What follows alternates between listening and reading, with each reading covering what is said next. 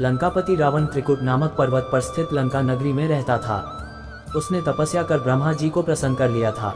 जब ब्रह्मा जी ने उससे वरदान मांगने के लिए कहा तो रावण ने कहा, वानर और मनुष्य के अलावा किसी अन्य के हाथों मेरी मृत्यु न हो। इसलिए उसने मनुष्यों और वानरों को छोड़कर किसी अन्य के हाथों न मरने का वरदान ब्रह्मा जी से मांग लिया था। आनंद रामायण में उल्लेख आता है कि रावण को ब्रह्मा जी ने बता दिया था कि दशरथ और कौशल्या का पुत्र ही उसकी मृत्यु का कारण बनेगा। रावण ने अपनी मृत्यु को टालने के लिए दशरथ और कौशल्या के विवाह के दिन ही उसने कौशल्या का अपहरण कर लिया। ब्रह्मा जी ने दशरथ की पत्नी कौशल्या से कहा था कि उनके गर्भ से साक्षात भगवान विष्णु जी का जन्म होगा। त्रेता युग में कौशल देश में कौशल नाम का एक राजा थे। उसकी पुत्री का नाम कौशल्या था जो विवाह योग्य हो गई थी। राजा कौशल ने अपनी पुत्री का विवाह अयोध्या के राजा दशरथ से करने का निर्णय लिया। राजा दशरथ को विवाह का प्रस्ताव सुनाने के लिए उन्होंने अपने दूत को राजा दशरथ के पास भेजा। जब वह दशरथ के पास पहुंचा, वह जल क्रीड़ा कर रहे थे। लगभग उसी समय लंकापति रावण ब्रह्मलोक में ब्रह्मा जी के सामने आदरपूर्वक पूछ रहा था कि मेरी मृत्यु किसके हाथों से होगी।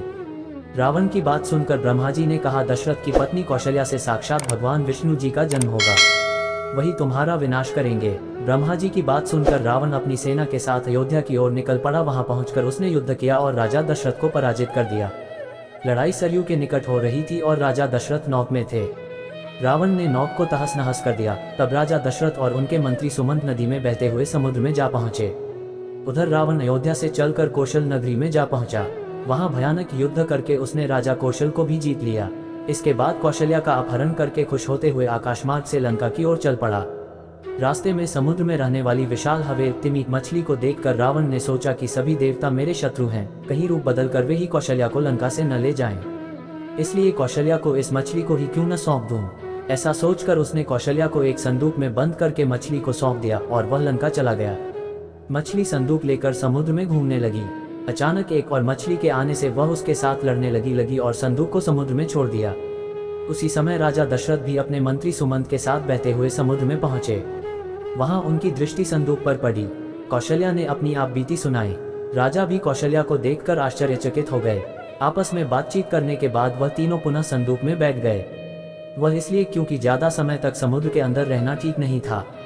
मछली जब आई तो उसने संदूक को मुंह में रख लिया।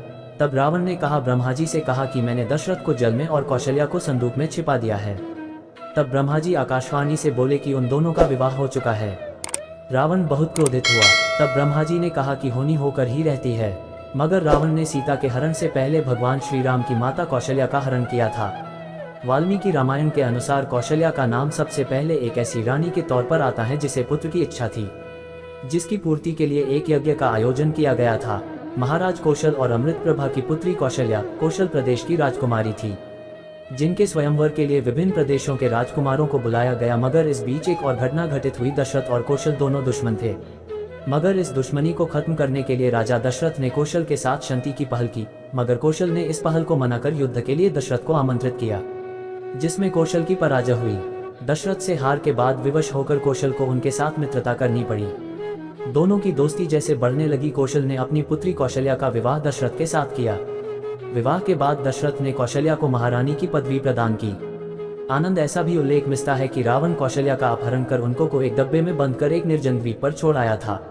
नारद ने रावण की इस चाल और उस स्थान के बारे में दशरथ को बताया जहां कौशल्या को रखा गया था। इतना सुनते ही रावण से युद्ध करने के लिए दशरथ अपनी सेना लेकर उस निर्जन द्वीप पहुंचे। रावण की राक्षसी सेना के सामने दशरथ की सेना का विनाश हो गया। मगर दशरथ एक लकड़ी के तख्ते के सहारे समुद्र में तैरते रहे और उस बक्से तक पहुंच गए जिसमें कौशल्या को बंधक बनाकर रखा गया था। वहां जाकर दशरथ ने कौशल्या को बंधन मुक्त किया और सकुशल अपने महल में ले आए। इस तरह रावण ने श्रीराम के जन्म से पहले ही अपनी मौत को टालने का प्रयास किया था, जिसमें वो विफल रहा। अब कहते हैं ना कि जो की जस भवितव्या तैसी मिले सहाय, आप ना आवे ताही पर ताही वहां ले जाए। रावण को राम के हाथों मरना था, सो उसने अपनी मौत का रास्ता भी खुद ही चुन लिया। साधु का छल वेश धारण कर पंचवटी से सीता का अपहरण कर उन्हें श्रीलंका ले आया। राम उस वक्त स्वर्ण मृग के संधान में वन में गए थे।